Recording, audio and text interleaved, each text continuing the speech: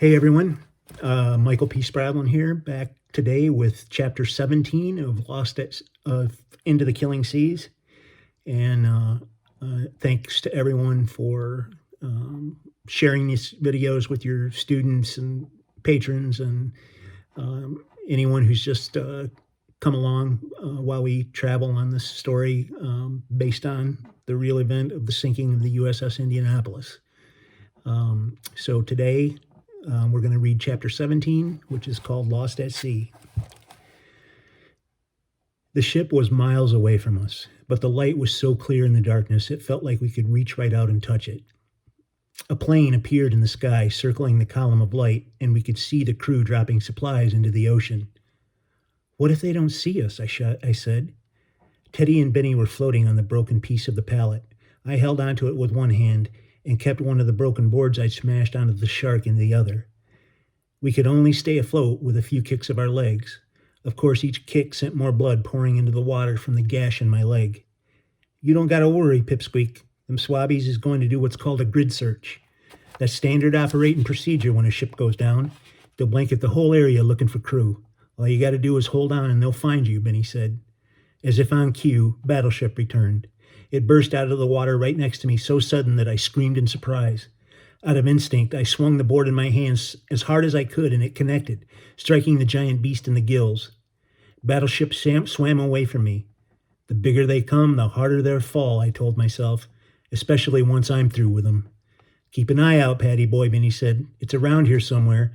"You think so?" I said with an angry snarl. It was hard to concentrate. I kept wishing the spotlight was closer so I could see, or better yet, that someone on that plane or ship would spot us.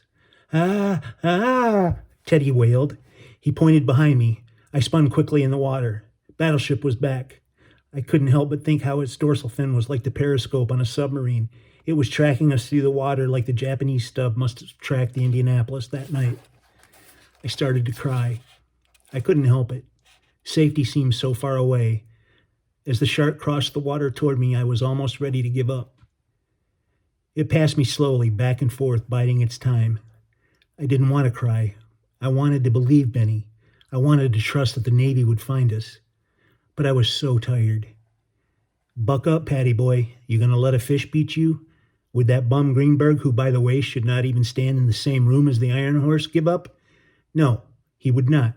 Now you tell yourself you ain't gonna let that shark win, and you are going to save your brother." "Stop telling me to buck up," I shouted. "You buck up. I'm tired of you telling me everything is going to be okay. It's not going to be okay. That ship and that plane probably won't even see us. I hate you, and I hate the Japanese, and I hate my mom and dad for putting us on that plane in the first place. Why did they—" "Don't you even say it," Benny roared back. "You want to pop off at me? You go right ahead. You want to give Teddy a smack in the bean? You go right ahead. That's what brothers do. But you don't ever get to question your mom and pops, who had to do the hardest things they imagined in their whole entire life, which was to put you two buccos on that plane. You think they didn't know there was no time till the invasion happened? You don't believe your mother sank to the ground and cried like a baby as she watched that plane take off with you on it? You got yourself some world-class parents, kid. They might have given up their lives to save yours. I know how you've seen these scars on my back. Well, let me tell you, I didn't get them all from teaching Tojo the consequences of sucker punch in the United States of America. Most of them came courtesy of my old man, who never met a beating he didn't like. My pops was a vicious drunk. You want to know what I got when I spilled a glass of water on the floor or of our rat hole apartment in the Bronx? I got the belt. I didn't get no trip to Yankee Stadium or tea and biscuits at Macy's. Sometimes when he was all worked up, he'd use my mom as a punching bag. And when I tried to stop him when I weren't much bigger than you, he liked to put his cigar out on my back. So anytime you want to compare who got the better deal when it comes to parents, you just say the word. Now you are going to wipe your eyes and straighten up, and you will get found by them swabbies. Are we clear?" Off in the distance, the searchlight teased me. I was tired of talking, tired of living. Maybe Benny was right. Maybe he wasn't. Maybe he'd had a hard life. But in case he hadn't noticed, my life hadn't been a walk in the park lately, so he could keep his big fat trap shut. As the night grew long, the waves grew bigger, and they were carrying us away from the searchlight.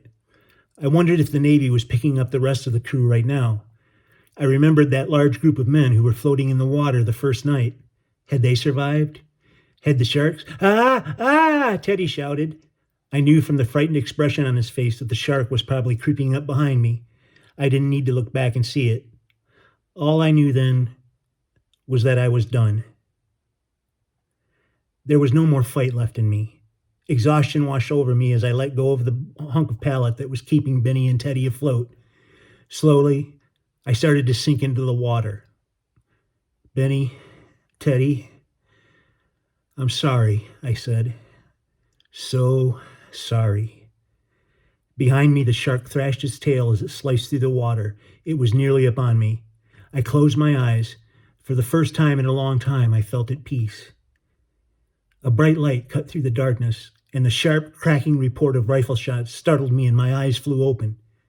2, then 3 shots in quick succession. Then a half a dozen more. I kicked my legs and rose in the water, turning in time to see that big battleship of a shark explode into a million little pieces. A searchlight swept over the water and settled its beam on us. And out of the blackest night, a large ship appeared. And we'll be back tomorrow with Chapter 18. Everybody take care.